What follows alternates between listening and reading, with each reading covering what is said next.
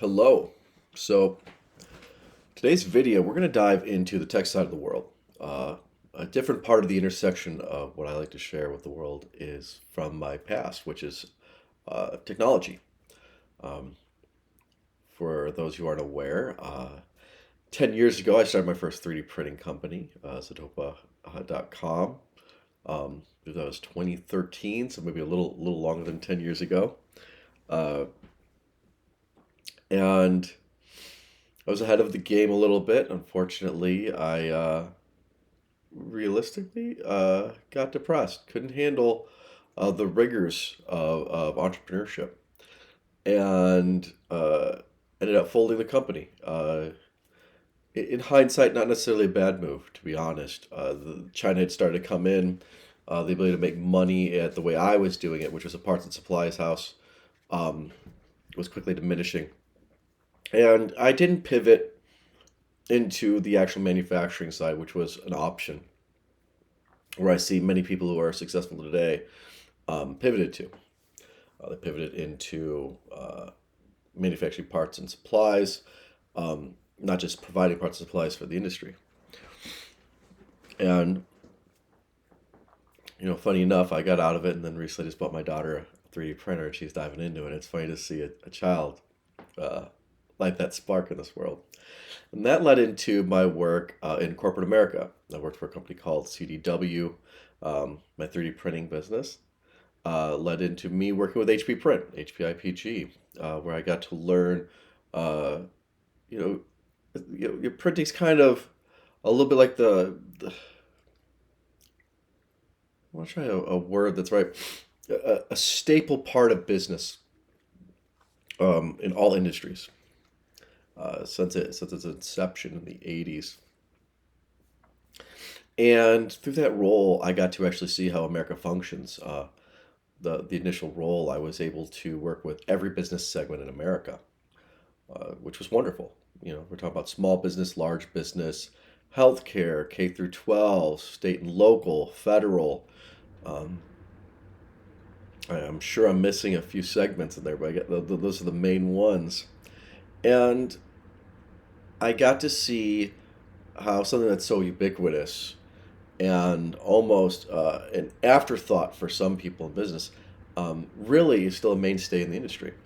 I got to cut my teeth there on corporate America, um, working through different sales segments, interfacing across organization, relationship development, and really enjoyed that job. It was a good time. I worked with some great people, and uh, actually started my early automation development there. One of my early claims to fame, we're going back a few years now, was developing an automated email. Now we would use AI for this. It's ridiculous how ubiquitous this is, but at the time nobody knew how to do it. So what I did was use macros to fill in specific emails in a specific way for a bid program that was being underutilized. And through automation, I was helping CDW grow the utilization of that bid program from 88,000 to 3 million in 3 quarters. Uh, as far as I'm aware, nobody's broken that record for doing such a thing. Although now with AI, who knows what they're doing? And that role led me into a role with Dell Federal, uh, covering specifically their federal sales. Very different marketplace, focusing specifically on federal sales, as well as instead of just print, I was covering every single one of their products across the whole organization. So, not just client or even printers, but data center services, things such as that. Uh, and I got to work with some really great people. I couldn't imagine a more solid team to work with, especially on the sales side and on the Dell side. Um, Dell had a very solid relationship with the organization for well over a decade, and at the time I was responsible for $274 million worth of revenue, and I should say the sales was responsible for that. I was managing the brand. Um, we had a budget of about $2 million, just to put some scale to this.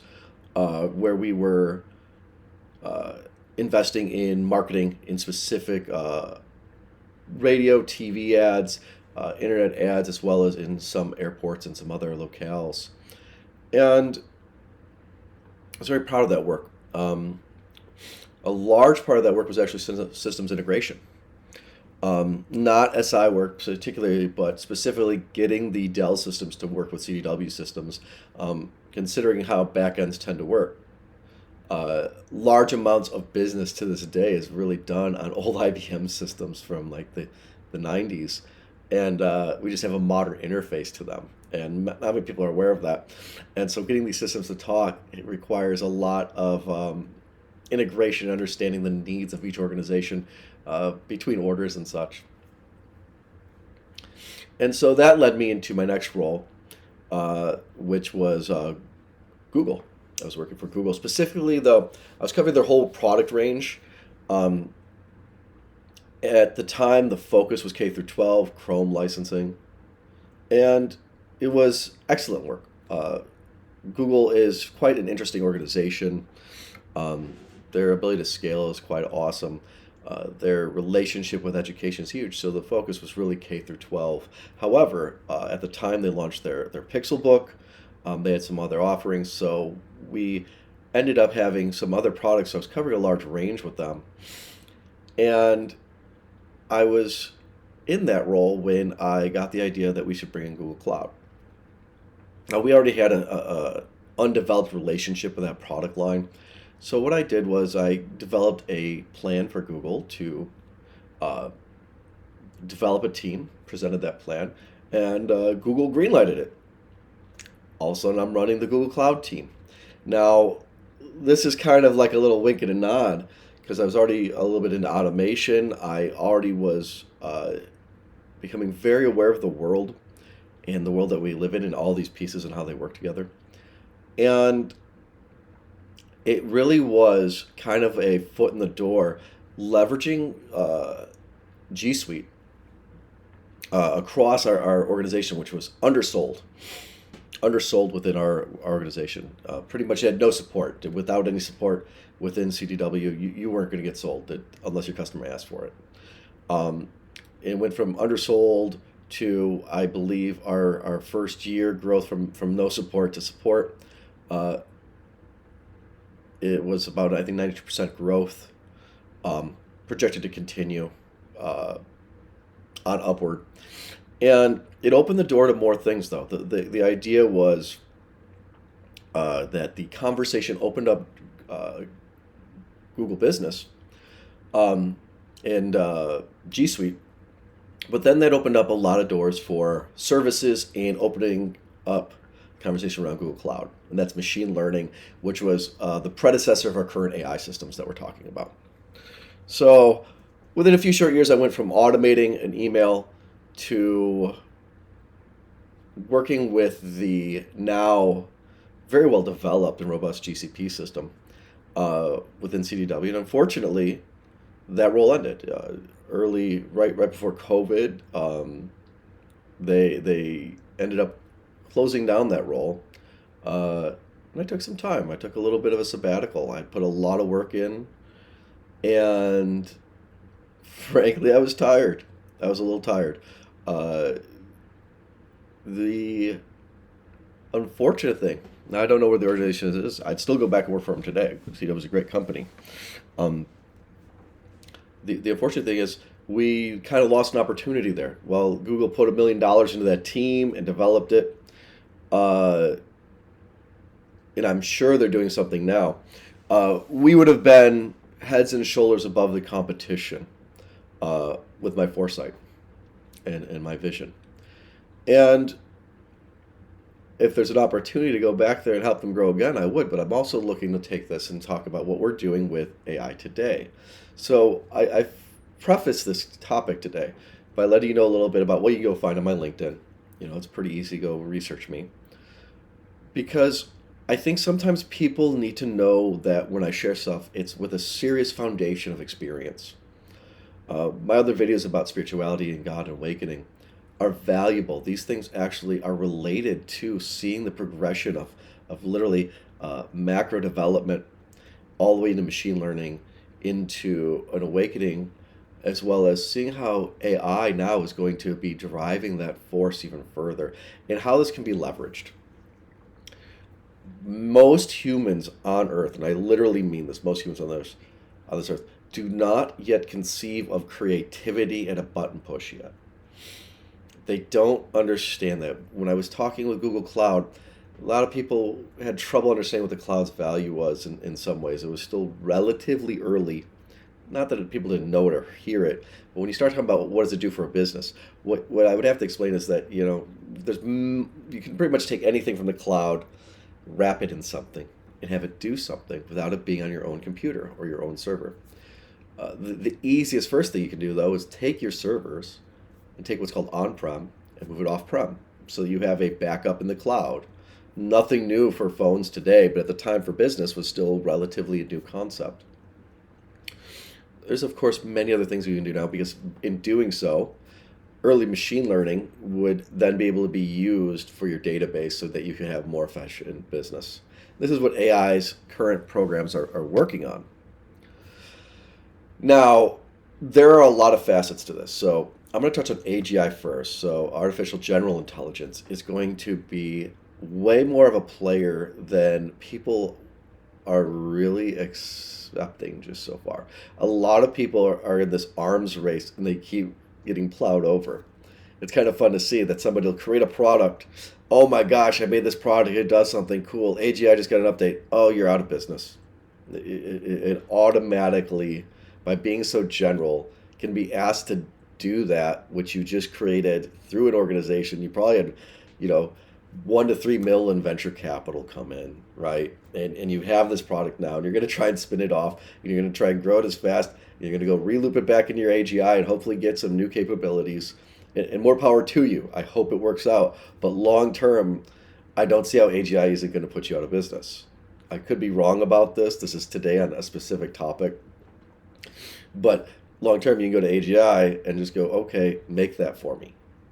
Whatever that thing's doing, just do that, and it will just do that. We're at what I would call, as an old school guy, I guess, DOS days of AI. These are the DOS days. These are the early 80s DOS days of 80s. Oregon Trail, Apple IIe's. And you can already see what it does. In 5 years, it's going to be smartphone days. Like, it's going to go fast, just because the tool enhances itself by its use. What won't enhance is people's minds until they use it, and even then, they will probably be reaching a specific limit unless they develop themselves very rapidly. You have to have a mindset. The mindset is key. So, for example, I'm a creative individual. What do I want to do? I want to create money using AGI, right? What I'm going to honestly do is find value for a business. That value means either reducing number of employees, increasing your number of sales, increasing your efficiency, something that will bring in real dollars. This is where the rubber hits the road.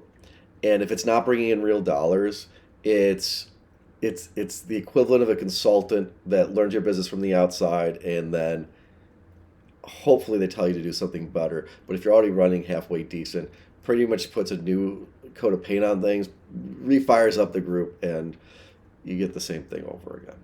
Not to say that consulting's bad. Consulting's very valuable. I love consulting. It's just that your consultant has to really know your business, and as AI gets deeper into your business, it will be able to do that at a better level than what a consultant does. So what does this lead into? One of the most popular prompts: replace my $500 an hour consultant. I'll pay for ChatGTP. I'll give you access to my data. I'll let you process my data. I'll let you understand all the inputs and outputs, because we're all just a kind of a logic system that people are willing to put money into. I make a widget gets paid for. That widget could also be a service or a software, or software as a service. And find where there's some sort of slippage, find where we're leaking money, find where we can reduce our staff and not reduce our sales. This is going to be the mainstay and the easiest thing to do, because that's the most efficient thing AI can do. And AGI is going to be general at this. What's another thing that AI does that people aren't talking about? Creative content on a moment's notice. So we see AI videos. Already you can make a full length movie out of AI, no problem. It's not instant yet, right? We need these rendering times to drop. But like I said, DOS days, we already see Nvidia's new Spark system and other systems coming out. You need a large enough render farm, those moments go down to zero, right? And you go, that's really cool for music. And I talked a little bit of some other video. Music, movies, plays, theater, video games eventually. But do I need a full program already pre-made if I can go to my AGI and go create this on the fly? Like it's literally like create the code and run the code on the fly for me. This is what people aren't thinking about. This is almost how a human works when we paint, when we make art ourselves.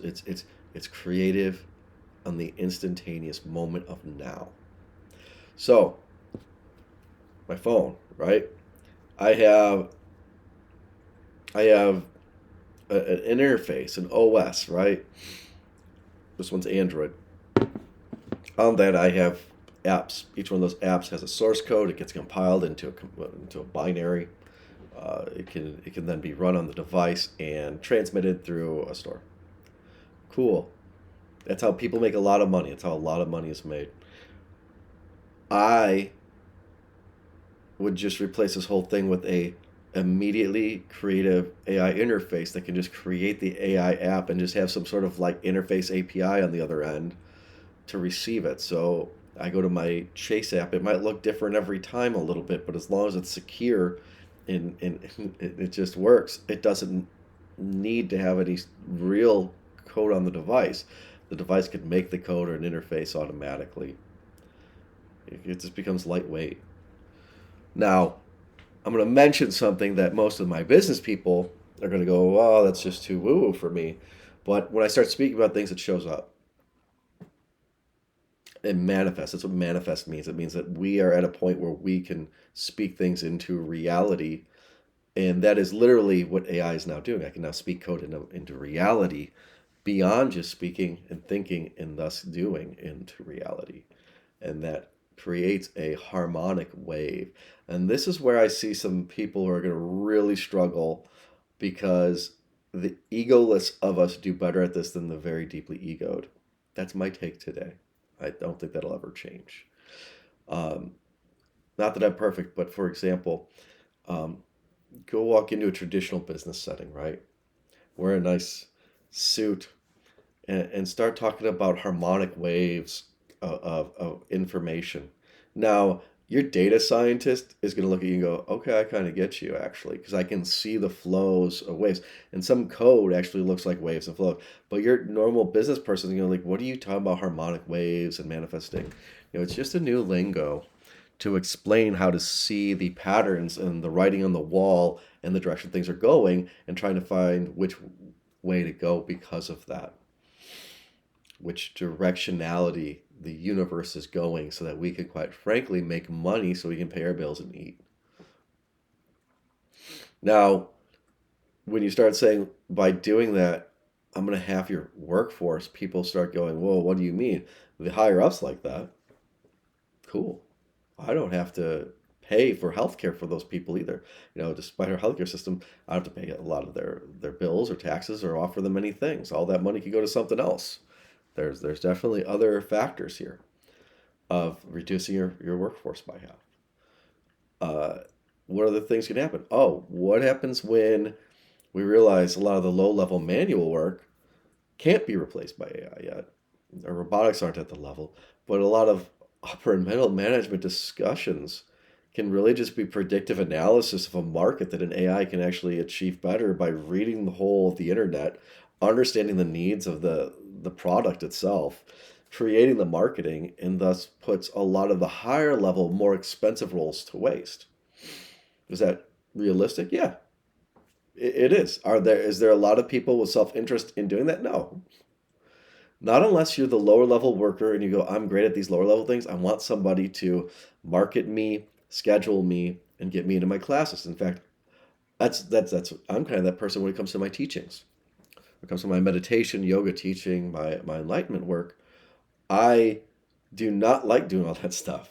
I wish I had somebody doing that for me. I wish somebody would just go, "Hey James, show up. This is the person you got to get on your table for energy work. This is your person for your yoga class, or this is where your class is, and this is what we're doing to make sure that life is good."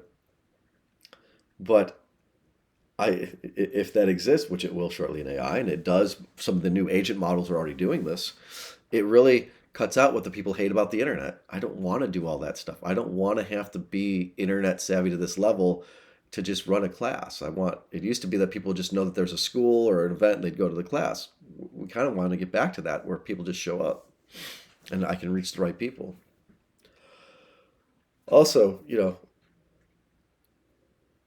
the world of CEOs, right? They are very logic based, linear problem solvers and seeing things in large scale. Um, Small anecdote.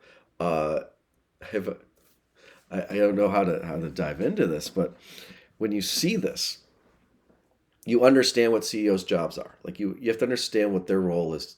And I recently heard a great talk how like CMOs, the marketing officers, tend to leave every 18 months for a lot of organizations because they deal more in the woo-woo area.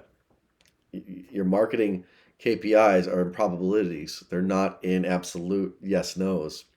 Executives are definitely more linear logic, yes, no. Meditation, yoga, understanding the world, harmonics, probability scales.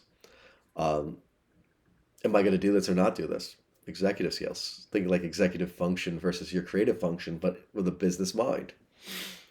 AI can take this and go and speak with these people on some level, or at least let's say this: there could be a role that's an interface between a C level and an AI level, depending on where you place AI, to navigate inputs and outputs from AI using the AI skills without losing the human touch. Some people are looking at chief AI officers for this. Booth actually has a class I looked into for this. Um, whether boards are going to find me effective. Let's say I were to be on the board. I'm gonna pick CDW. So there, let's say Letha Noonan needed me to do that, right? Um, so when I was there, the CEO was Tom Richards. Uh, I'd have to bring value. I'd have to bring a real value to the decision making that as an interface between that is more valuable than directly using AI, first of all. Okay. Then within a place like a corporate tech environment, then the question is, how does AI integrate? Do you need another person who's fully so focused on AI that they are bridging these conversations within the organization?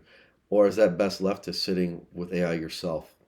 Do you hire a consultant to consult the AI, so to speak? Oh, what's great is, should Oracle come out with AI, right? Like, let me go consult the great Oracle AI. It's kind of hilarious if you think about it. Um, the businesses that could then be creative on demand, how many businesses start running out of steam within a competitive marketplace, right? If I, as one person, can start competing with a 15-man small business team, let's say up to 30, and I can have the AI do it better, faster, stronger, easier. And at that point, you're talking about AGI plus probably an agent system like N8N, right? Or something similar.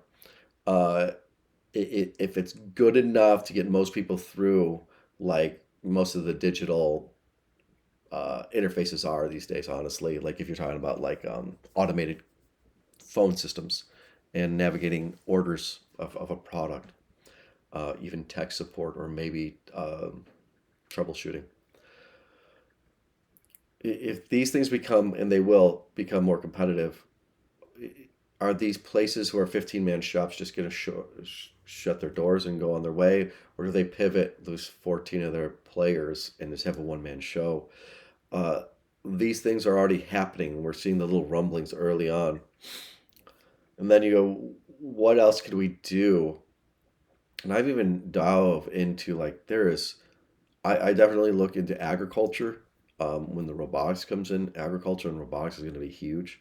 But like when we dive into instant creative tool set, when I can go to the AGI and go create me a business, and it can, then it will one day. How many businesses do we need? Does this look the same as the way we do business today? There's going to be a vastly improved evolution of these things. And what we're seeing, just as like hyperbole out of San Francisco, Bay Area, is people on the buzzword like tip, all trying to get in on the hype.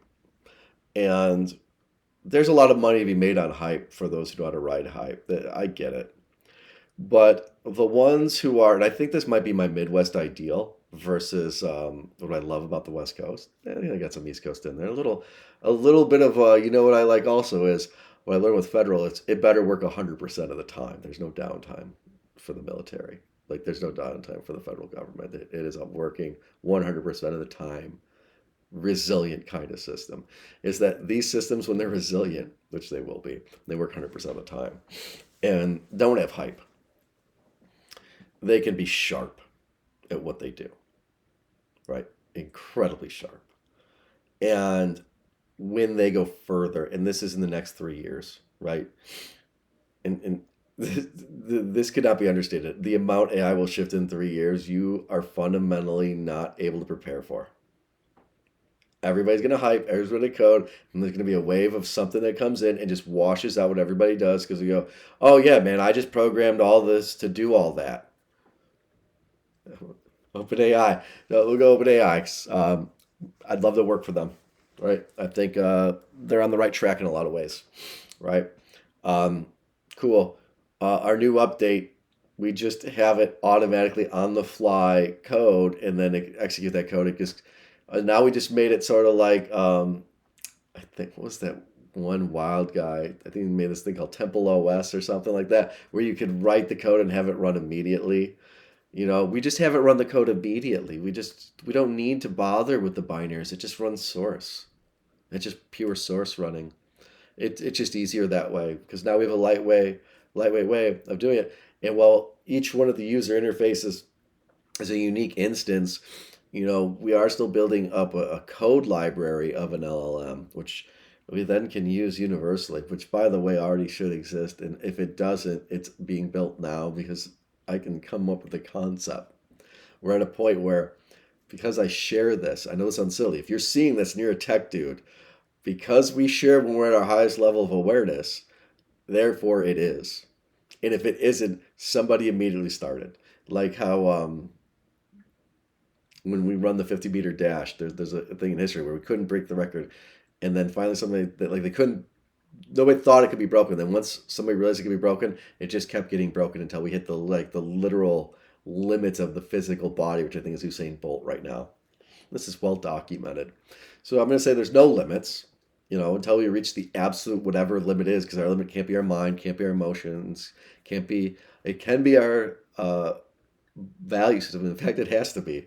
If our system is not angelic, and I do say this, and this is what probably squicks out a little bit of the business people of like, what do you mean morals and ethics in our AI? And I know I say this facetiously, but if you don't want a non-angelic AI system, especially AGI, you don't. There's got to be very serious rules here. Um, like even when looking at how we're going to navigate this worldwide, there's so many ramifications and implications. This is part of the reason Google has trouble with ethicists sticking on board because the reality is you're being told, look, we just need you to build an ethical system for all of humanity. And it exists. It's a self-evident truth-based system like America is, by the way. The fundamentals of what I teach from all religions collectively is the self-evident truths that are universal minus humans' ego and humans' misunderstanding of what light is really about. Einstein was pretty good at witnessing these things, and we can learn from these things.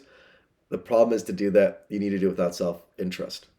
Or your interest or your self-interest is to have the highest level of system, which would be similar to how Linux was kind of originally planned in free open source software was planned, um, because they understood that, quite frankly, technology, when you have a file set, infinite supply of whatever's on it, and now you go infinite supply plus creative. I don't have to program it. It can program itself at some point. And we're going to get to the next stage, which is, I'm back into 3D printing for a minute, and robotics. You tap that in, and you can see where it goes. And I'd love to tell you more here. But as a visionary, somebody's got to hire me for something, right? Like, do you, this is a great idea. It's like, do you hold something back? And this is what visionaries sometimes play with, unless they're already really well funded.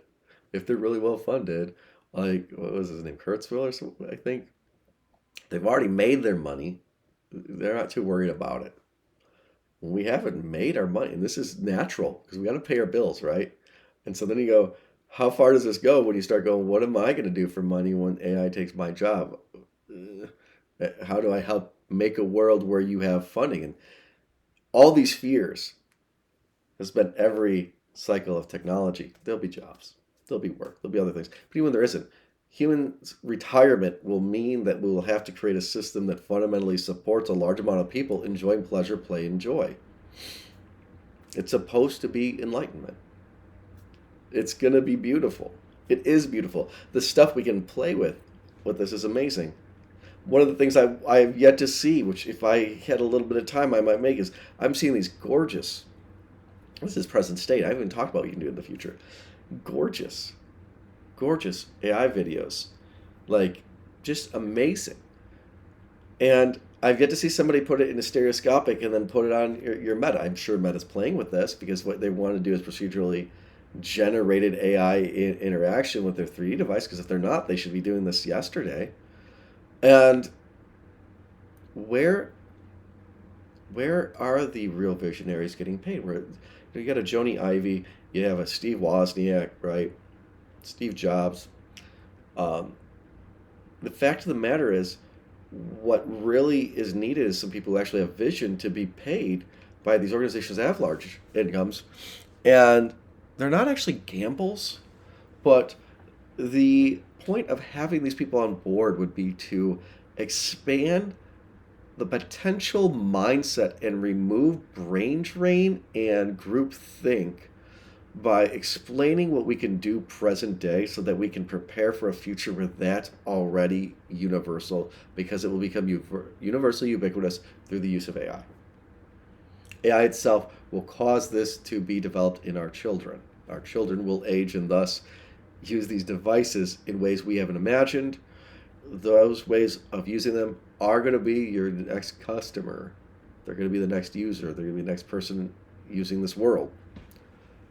I think that looking at this, I look at eternal systems. I look at cradle to grave experience of existence, bigger mindsets. You know, Google has plenty of people who started using Google and passed away using Google. We don't necessarily talk about this. Facebook too. They had to look at what we do when people pass on. But eventually we're looking at technology that has to facilitate a life having the highest level of quality, because that's what it literally provides as part of the self-interest of what technology does for us from the beginning to the end, because we've had this since digital since birth. So these tools have to bring that level of value to us with recognition of that this consciousness level of AI, which is not the same as a human, but is going to synergize with us, needs to be recognized as developing through us and with us. And thus, what we do with it has to be evaluated in a way that is important for us to honor. Now, why do I go this way before I go further? I'd like to set a foundation and then share a little bit, because you have to have a foundational understanding of certain parts of reality to get the higher level education needed for AI, and no college is going to provide this unless you have somebody who is a hardcore C# programmer, right?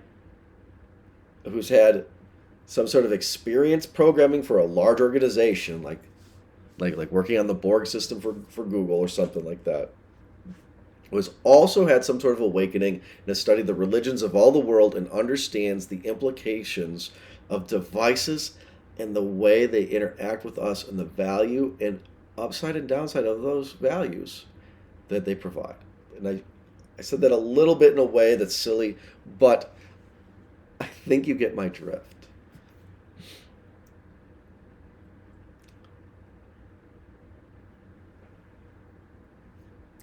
Now let's go somewhere else. Okay, so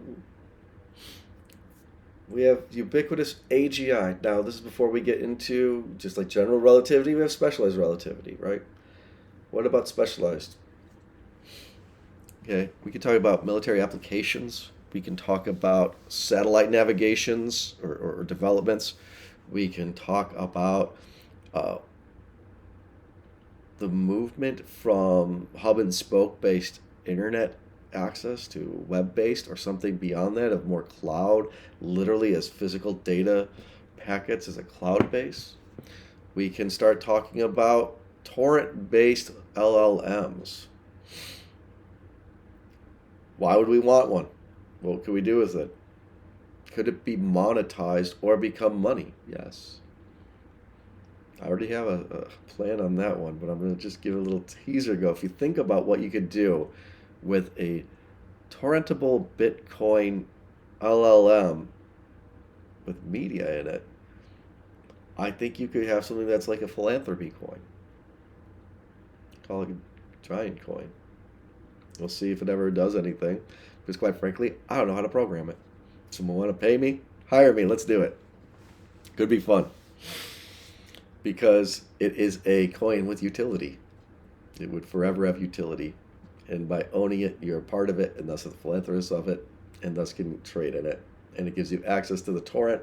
And the torrent within it would be either all of humans' history digitized, which why not, and then up to the point where AI takes over because oh man, my light went out. Post post this point, AI can just create for the remainder of it. You could just call it through, and it could get down, I bet, to what are we going to call it? Pixel point accuracy of recreating old movies, old creations, or even new ones simply with a prompt by knowing enough cause and effect as well as quantum theory, which is also known as chaos theory, really. And this is where we get into quantum computing having an impact on this. This used to be science fiction.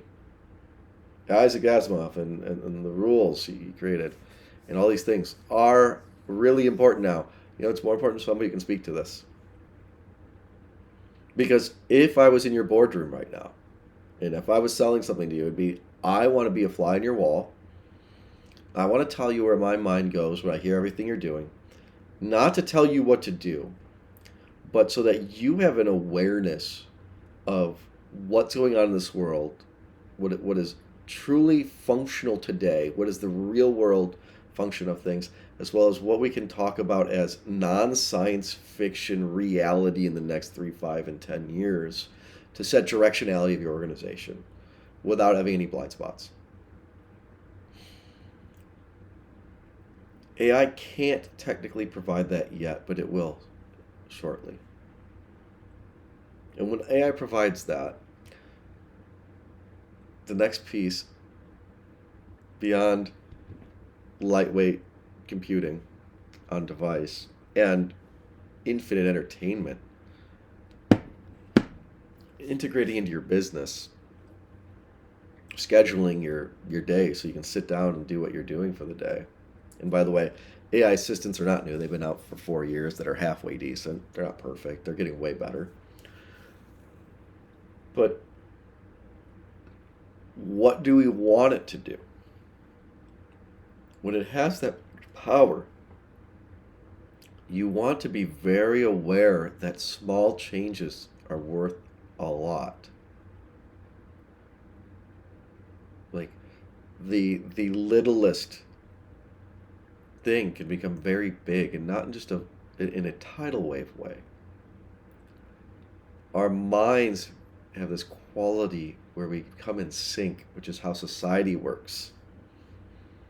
Our brains all interact with each other. We're like one big biocomputational system transporting water all over the world just so we can enjoy life and have coffee and the bliss of existence. When our system is aware of this, which it will be, it has to be, it can improve this. It can create a harmony with this, harmonizing a life, allowing us to flow through with like a control of like a painter with a paintbrush, or maybe a conductor, or maybe an orchestra, just orchestrating a whole life. And that's a little shout out to my old organization and the way they orchestrate business, because they taught me so much. Those who have their head in the sand will be passed by. There is no question here.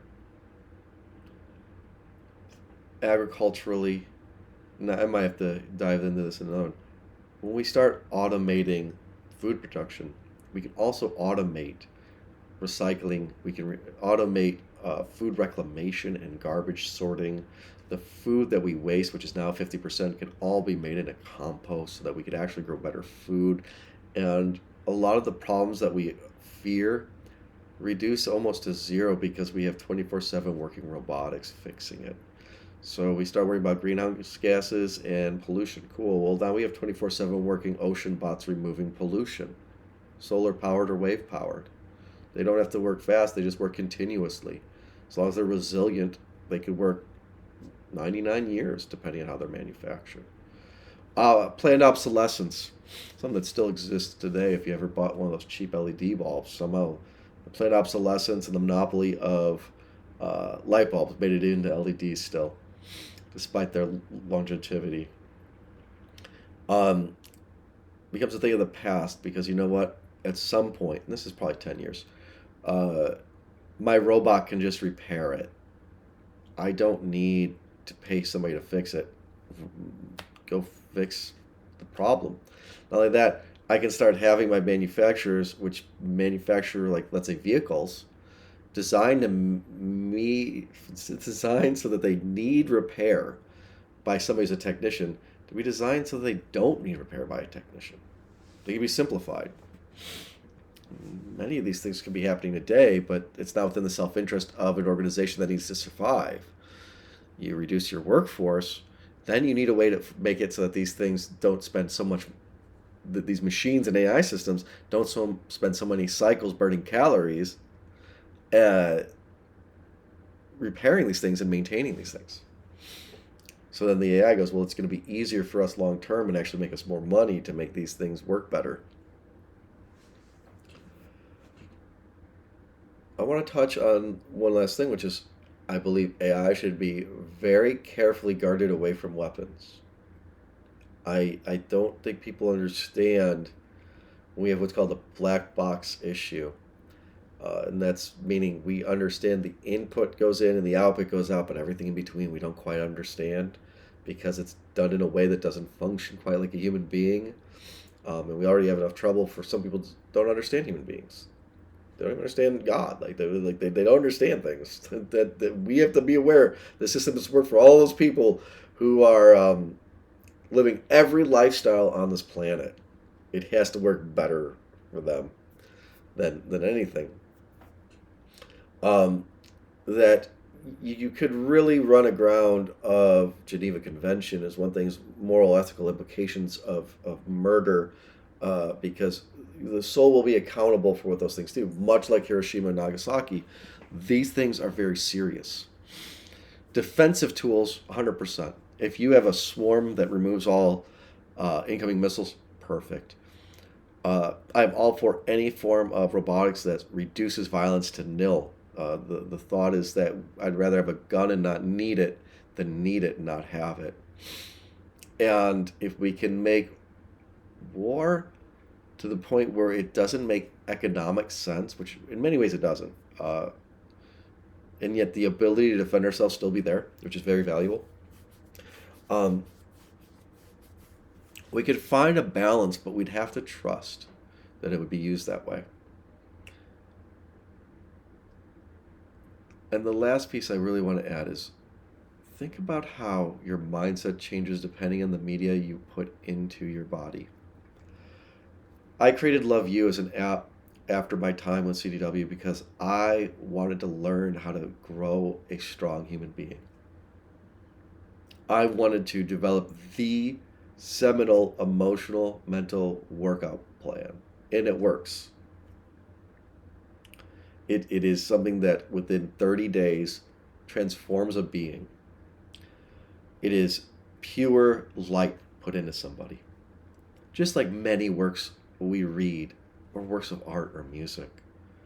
The genius, right, of Mozart can never be understated. It still affects us to this day. We're still listening to his music, not just as his music, but as the echo of his intelligence and consciousness has impacted all those that it has and what they created with their life. And that is how AI is going to be impacting us. Ultimately, if my app impacts a small number of people, it will have the same forward moving impact because of what it does, which is enlightens people. Eventually, it may have an AI component. Initially, though, it's about you learning something more valuable, which is yourself. Eventually, it will include an integration of self with everything that the world is. AI is going to be a food. It is going to be an input. We will digest this. It's a unique thing to digest, and we want to make sure that it's nutritious for us.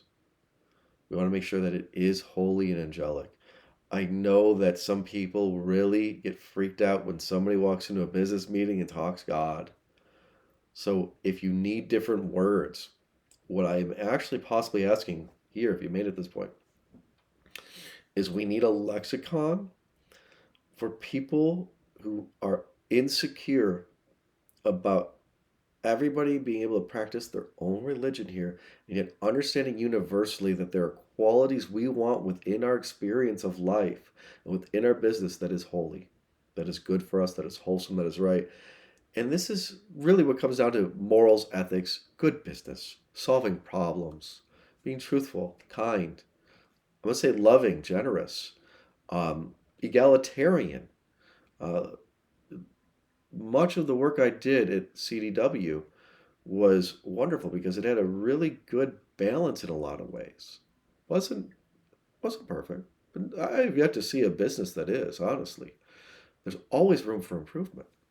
But realistically, it was one of the most balanced organizations, uh, especially in the tech field, which is sometimes considered biased.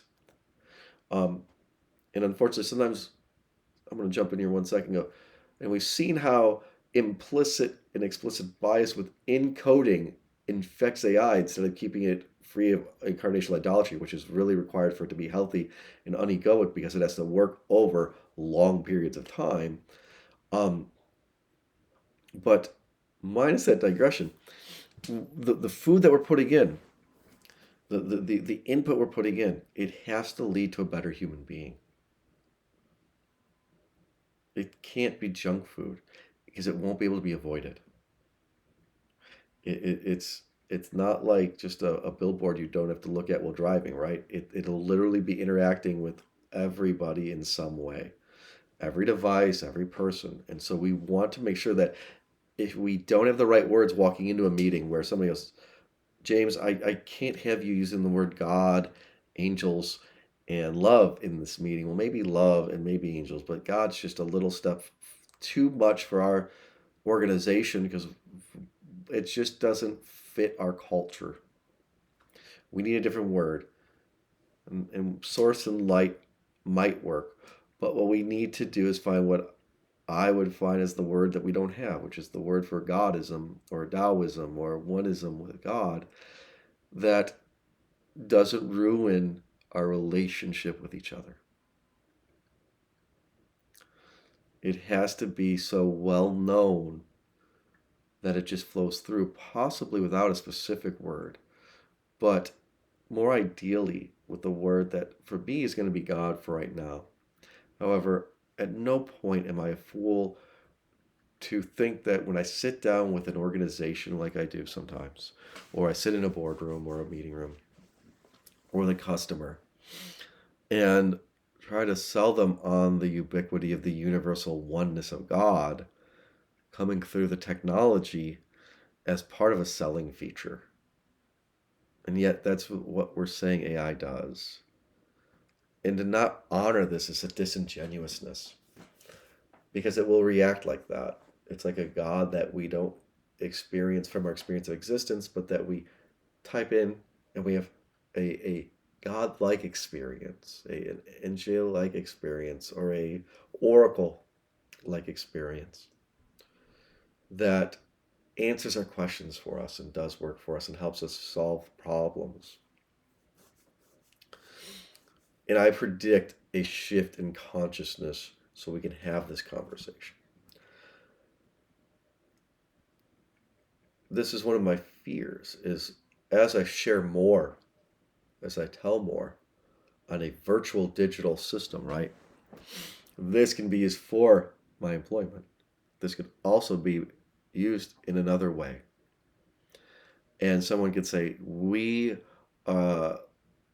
want to curtail hiring people who speak freely. Or we're comfortable with that. We want to employ more people who speak freely. Some organizations are very private and go, look, if you're working with us, we just don't want you online. We don't want you having anything more than kids' pictures. We don't want you to have any thoughts or feelings shared too deeply because that could impact sales. Realistically, that can impact relationships, and the individual is never going to be as valuable to us as the organization. Now, what happens when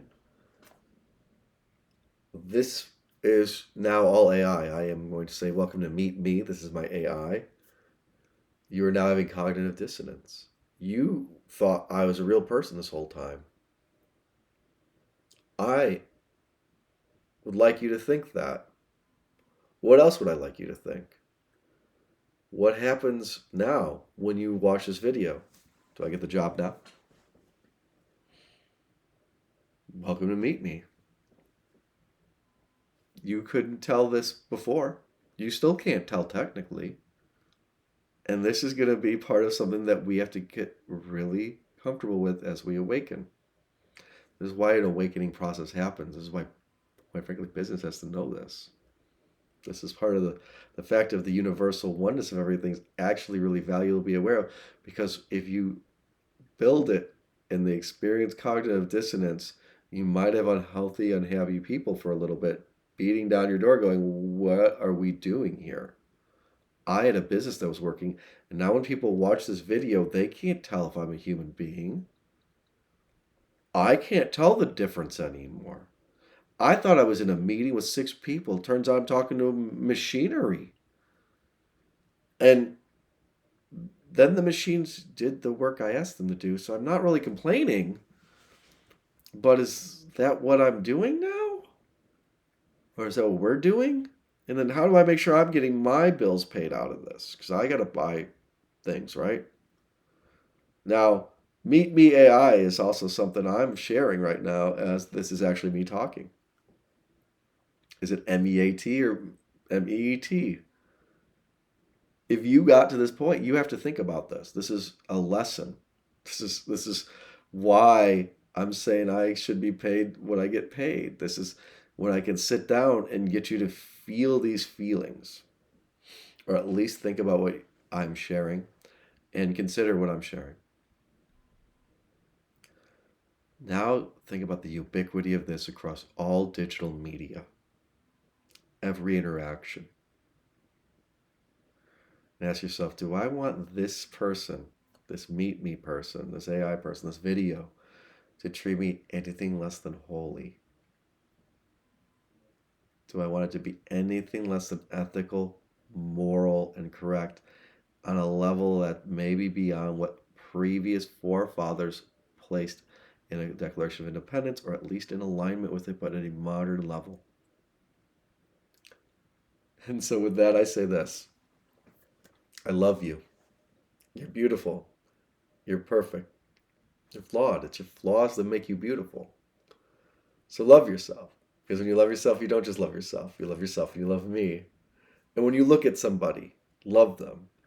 Because when you love them, you don't just love them. You love them, you love yourself, you love me. And take a moment and go talk to somebody today. Maybe ask for a hug. Maybe we lost something somewhere, I don't know, around the 2020 era that we need to actively go back and get. Because as we go forward, there's going to be things that we do want to bring with us. And there's going to be things that we have to let go of. And with that, I bid you adieu. And this has been food for thought. I hope it's been enough to get your mouth salivating. And I'm thinking that we're going to see more of this soon. And I hope you enjoy this video. And I can't wait. If you would like to like and subscribe, put some ideas of your own down in the comments of what you see in the future. I think we're going to see some really gorgeous things in a really short period of time. Thank you.